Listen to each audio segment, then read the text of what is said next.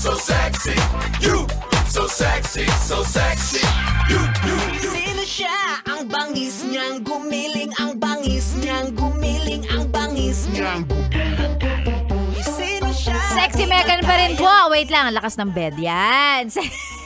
Sexy Megan pa rin po ang inyong kasama sa radio show ninyong walang title pero may beautiful DJ at merong topic ngayong umaga na tinatanong natin kanina yung mga best natin. Ano ang inyong mga memorable? Yan, memorable Christmas party stories. Yan, mga ganap sa Christmas party na para sa inyo ay memorable, mga kwentong Christmas party ninyo. Okay, eto, magbasa tayo ng mga sagot, no, galing sa ating Facebook page. Ayan, sabi ni Bianca, sa akin, Sexy Megan, isa na siguro sa most memorable Christmas party ko ay yung nagpunta ako sa Christmas party namin pero mali yung suot ko.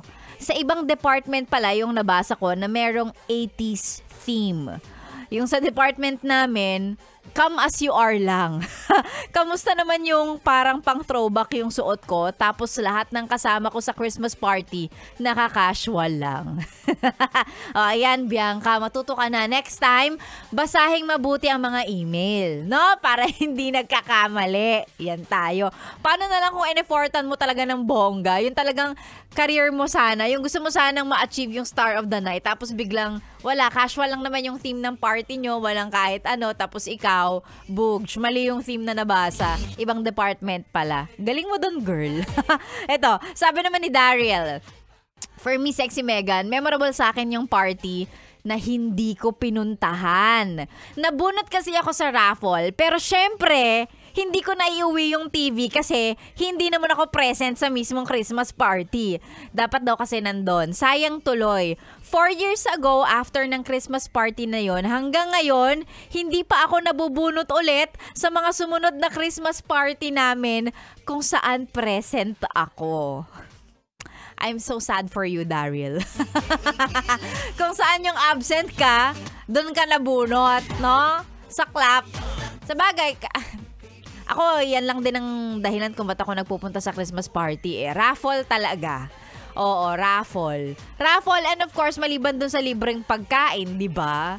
Kaya ang sakit sa loob kapag ni minor prize man lang wala kang makuha. 'Di ba? Kaya panawagan po dun sa mga kumpanya na magki-Christmas party. Kunwari ang empleyado nyo mga nasa 50, 'di ba? Ganon, no? 50 kayo sa department. Siguraduhin nyo naman na medyo marami-rami naman ng konti yung yung paraffle ninyo para 'di ba? Mas marami yung mag-uuwi ng prize kasi minsan yung iba 50 sila. 50 yung magka-Christmas party. Tapos yung price parang 5 lang. Ganun. Ano ba naman yan? Damihan nyo naman. Pasko naman eh. Nanguna.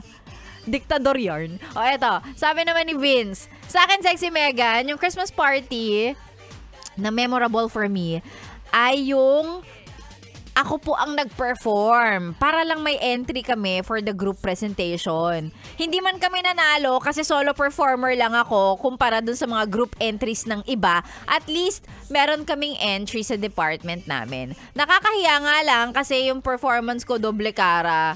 Tapos talagang tiis kahihiyan. Ha, di bale, hindi na sila makakaulit.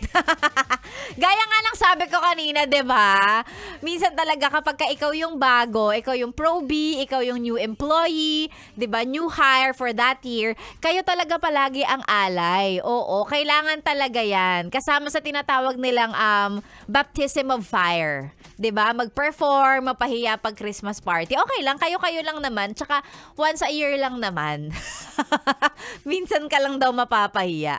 O eto, sabi ni Maylene, for me, Sexy Megan, yung memorable na Christmas party for me is yung Christmas party namin this year. As a retiree next year, ito na yung last Christmas party na kasama ko sila at kasama ako sa raffle as an employee. Sure ako, mamimiss ko to. Oh, last Christmas party. Isa rin to sa mga yung mga minsan, hindi ko alam kung sa inyo na may ganyan, pero minsan binibigyan ng moments yung mga awardees, 'di ba? Yung mga matatagal na sa kumpanya, ganyan, yung mga alam nyo nang magre-retire na, last Christmas party na nila, so bibigyan sila ng pa-award, mga ganon. May pa-tribute, ganyan. Deads lang, pa-tribute. Ayan. Yung mga ano ito, yung mga tawag dito, lalong-lalo na kapag yung magre-retire na yon or yung awardee na yon kasi matagal na siya sa kumpanya, lalo na pag mabait siya. 'Di ba? Pag mabait siya, talagang bibigyan siya ng tribute pag Christmas party. So, isang palatandaan din 'yan. Pag hindi ka mabait at hindi ka gusto ng mga kaopisina mo, hindi nila i-mention 'yan sa Christmas party. Hindi ka bibigyan ng award. Kainis? Ito, ano pa mga pahabol nating sagot from our Facebook page? Ito, sabi ni Kaiser, yung memorable para sa akin na Christmas party ay nung elementary pa ako. Kasi tuwang-tuwa ako sa pagkain namin noon na in-order sa Jollibee. Kasi 'di ba, karamihan sa mga bata, makapag-Jollibee lang, masaya na. Kaya ako noon, kahit walang pa-games, masaya na kasi Jollibee daw yung pagkain nila. Taray naman, ilang taon ka na ba, be? Bakit yung elementary Christmas party pa rin talaga yung tumatak sa'yo? Mahal na mahal si Jollibee. Eto, ano pang meron dito?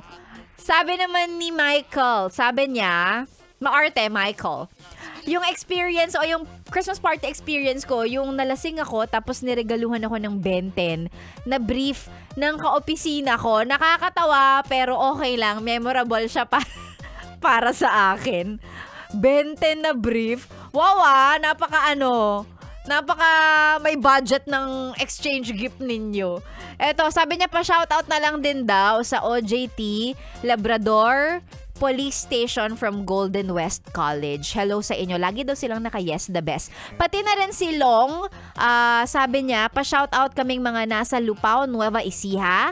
Magandang umaga sa inyo. And of course, eto din, ang layo nila, so sige batiin natin, mga taga Sultan Kudarat. Si Dodong na nagsa-celebrate ng kanyang birthday ngayon. Habang nakikinig, more power po sa inyong programa. Happy birthday! At sa lahat na may birthday ngayon, pati na rin po si Andres Bonifacio. Alam ko in advance natin yung birthday niya nung Monday, pero November 30 po talaga ang kanyang birthday. Batiin po natin si Andres Bonifacio. Chat natin. Charot! Chat natin. Eto pa, sabi ni Pat, hello and good morning. Yung mga nag-year-end planning. Si Pat, si Thea, si Kleng, Attorney Mark, Angel, Ate Yoli. Magandang umaga sa inyo. At kay Jacob na may flight to LA. Taray naman, may flight papuntang LA. Like Lower Antipolo. Charot. Hello sa inyo and good morning. Ayan. And syempre, yung mga nakatune in sa yesthebest.com.ph, yung live stream natin dyan. Maraming salamat for watching and for joining me ngayong araw ng Thursday. And ayan, good luck sa mga magki-Christmas party, sa mga Christmas party ninyo ngayong darating na December, ha. I-enjoy nyo po at ang dasal ni Sexy Megan para sa inyo, nawa manalo kayo sa raffle. Yan, ganun. Anyway, I'll see you guys again tomorrow. Susunod na po si Ganda Wanda kasama ang mga kumasa sa hamon sa ating Yes the Best Singer on the Air. Ngayong araw ng Thursday, naka-wild card week tayo. So yung mga pinakamagagaling pinabalik natin para mag-perform ulit. And of course, announcement ng winners ng ating wild card week ay bukas, Biyernes. Okay? I'll see you guys again tomorrow. Alas 6 hanggang alas 9. Ako po ang inyong naging ka-sexy time, Sexy Megan. Dito lang sa stasyong nakakayang, nakaka-fresh 101.1. Yes! The best! Happy Thursday, everybody!